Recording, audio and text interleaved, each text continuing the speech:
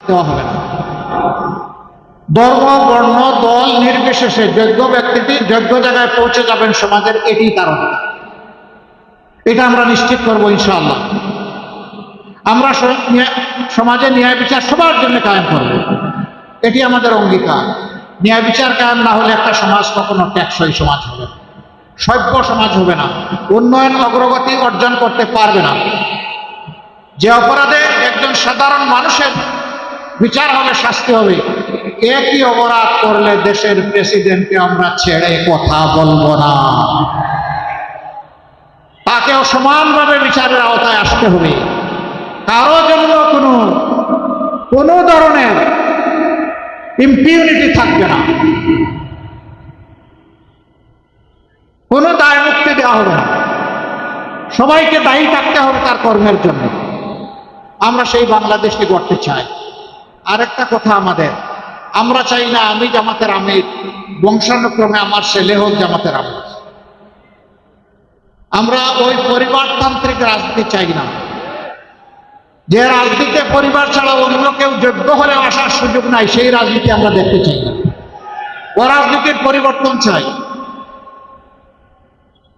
রাজার ছেলে রাজা হবে, একজন শ্রমিকের ছেলেও প্রধানমন্ত্রী হবে ইনশাআল্লাহ, যদি তার যোগ্যতা থাকে।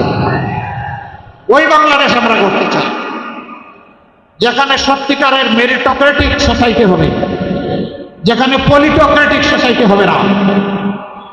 রাজনীতির আনুগত্য দেখে কাউকে মূল্যায়ন করা হবে না, মূল্যায়ন করা হবে তার মেধা এবং দেশপ্রেম দেখে। এই দুই জিনিস যার আছে সে অবশ্যই মূল্যায়িত হবে। সেই দেশটাই আমরা করতে চাই।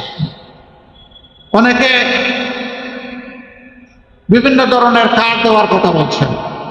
আমাদের সমাজে কার্ডের তিক্ত অভিজ্ঞতা আছে। ভুয়া কার্ডও এলট করা হয়েছে, জেনুইন মানুষও কার্ড পায় নাই।